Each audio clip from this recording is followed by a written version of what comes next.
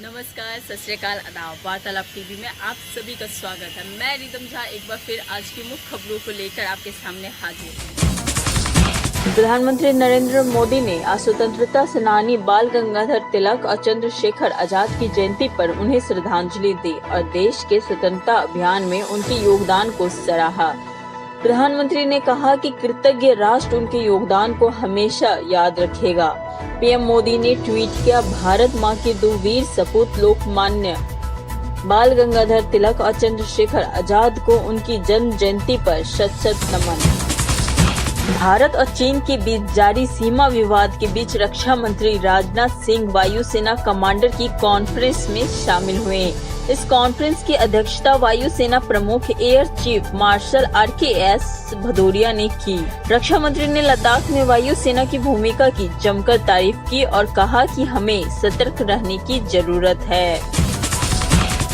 राज्यसभा में 45 सांसदों के शपथ ग्रहण के साथ ही सत्ताधारी दल बीजेपी और उसके सहयोगी अब ऊपरी सदन में बहुमत के करीब पहुंच गए हैं। बीजेपी के पास राज्यसभा में 85 सांसद हो गए हैं, जबकि एनडीए के पास 112 सांसदों का समर्थन प्राप्त है, जो कि बहुमतों से सिर्फ 10 सीट पीछे है। एनडीए खेमे लगातार बहुमत की ओर बढ़ रहा है, जबकि कांग्रेस को इस बार उम्मीद से ज्यादा नुकसान हुआ है। राजस्थान में सियासी संग्राम पर इस समय सुप्रीम कोर्ट में सुनवाई चल रही है। देश के सबसे बड़ी अदालत में मशहूर वकील कपिल सिब्बल स्पीकर का पक्ष रख रहे हैं। उन्होंने हाई कोर्ट के फैसले को गलत बताते हुए कहा कि स्पीकर को फैसला लेने से रोकना न्याय संगत नहीं है। बता दें कि स्पीकर CP जोशी ने हाई कोर्ट के दखल को लेकर सुप्रीम कोर्ट में याचिका लगाई है, उसी पर सुनवाई हो रही है।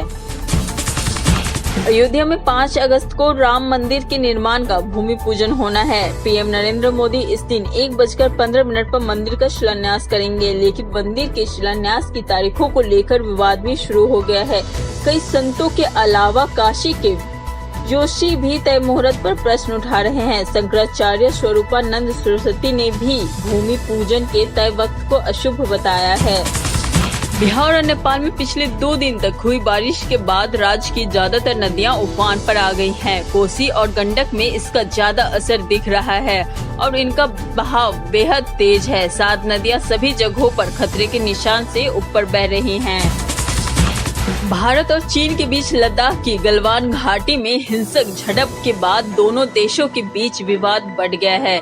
अब इस बीच बड़ी खबर सामने आई है कि अब भारत ने अपने परमाणु सुरक्षा रणनीति में बड़ा फेरबदल कर दिया है।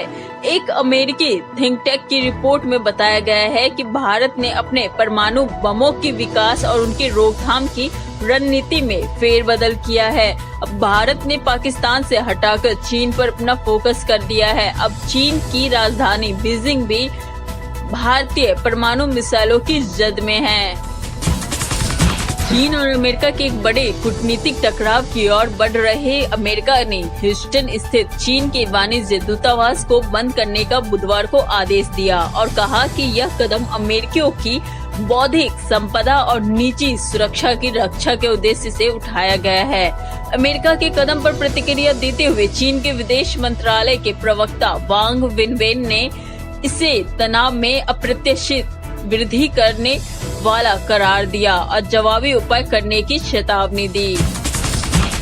देश भर में आज हरियाली तीज का त्योहार मनाया जा रहा है। हिंदू पंचांग के अनुसार हर साल हरियाली तीज का त्योहार श्रावण मास के शुक्ल पक्ष की तृतीय तिथि को मनाया जाता है।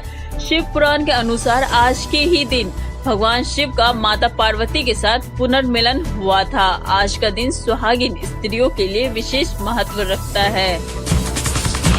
बॉलीवुड एक्टर अंकुर राठी ने अपनी लॉन्ग टाइम गर्लफ्रेंड संग सगाई कर ली है। अंकुर लंबे समय से एक्ट्रेस अनुजा जोशी को डेट कर रहे थे। अब उन्होंने उनके साथ सगाई की बेहद खूबसूरत तस्वीर शेयर की है।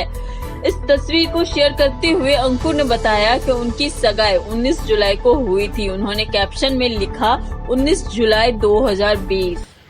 अभी के लिए बस इतना ही। फिलहाल आपसे इजाज़त चाहूँगी। हमारे चैनल को लाइक, कमेंट एंड शेयर करना ना भूलें और हमसे जुड़े रहने के लिए सब्सक्राइब करें।